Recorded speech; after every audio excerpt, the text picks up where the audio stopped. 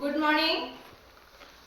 बघा यस चा उच्चार ज इंग्रजीमध्ये ज असा कधी होतो? इंग्रजी वाचन करताना आपण यस काही ठिकाणी त्याचा उच्चार ज असा होतो. मग आपण यस चा उच्चार स असा करतो आणि तिथे उच्चार असतो त्याचा ज, त्याच्यामुळे आपलं प्रोनाउन्सिएशन चुकत असतं.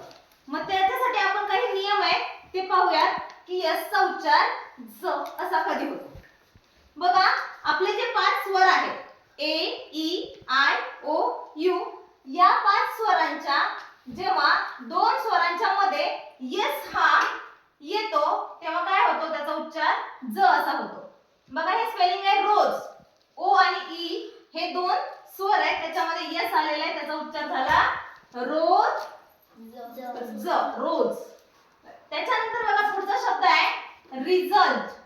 जेव्हा यू आणि ई या 2 स्वरांच्या मध्ये यस आला तेव्हा त्याचा उच्चार काय झाला? रिझल्ट ज.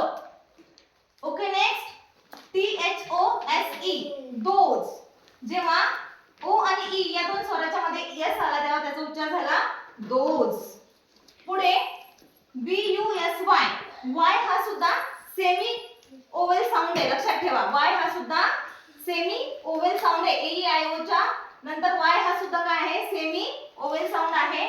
मग यस आणि यू च्या मध्ये वाय आणि यू च्या मध्ये यस आल्यामुळे त्याचा उच्चार काय झाला? B U S Y busy ज. त्याच्यानंतर पुढचा शब्द आहे reason. R E A S O N. O आणि ए च्या मध्ये एस आलेला आहे, त्याच्यामुळे त्याचा उच्चार झालेला आहे रिझन. त्यानंतरचा दुसरा नियम आहे यस च्या पूर्वी लगेचच स्वर येतो तेव्हा यस चा उच्चार ज असा होतो. बघूया यस च्या पूर्वी आय आलेला आहे, त्यामुळे आपण वाचताना ई स न वाचता इज असं वाचत असतो. हॅज याच्यामध्ये यस च्या पूर्वी ए हा स्वर आलेला आहे, त्यामुळे आपण वाचतो हॅज. वॉज मध्ये यस च्या पूर्वी ए आलेला आहे, त्याच्यामुळे आपण वाचतो वॉज. बघा त्यानंतर तिसरा जो आपला नियम आहे यस चा उच्चार ज असा कधी होतो, त्याच्यासाठी तिसरा नियम आहे यस च्या पूर्वी व्हॉइस्ड साऊंड. व्हॉइस तर जेव्हा यस च्या पूर्वी B D G L M N R V हे जे अक्षर आहेत, लेटर्स आहेत, ते आल्यानंतर त्याचा उच्चार ज असा होतो. काही एक्झाम्पल्स पाहूया. बी जेव्हा शेवटी येतं आणि त्यानंतर यस येतं. बघा यस च्या पूर्वी बी आलेला आहे, grab grabs. D L I D leads.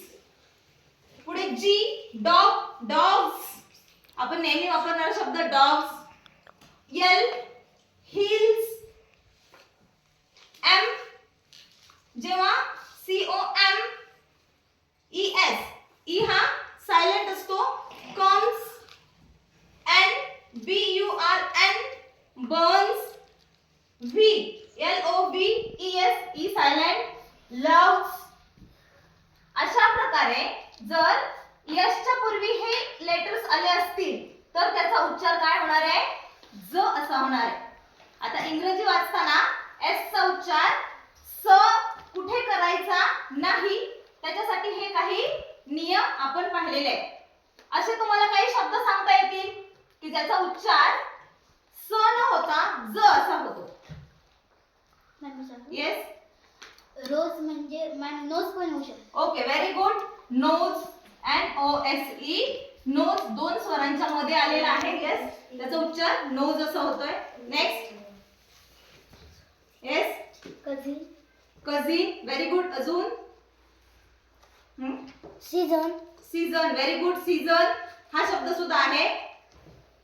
पुढे ओके क्लोज.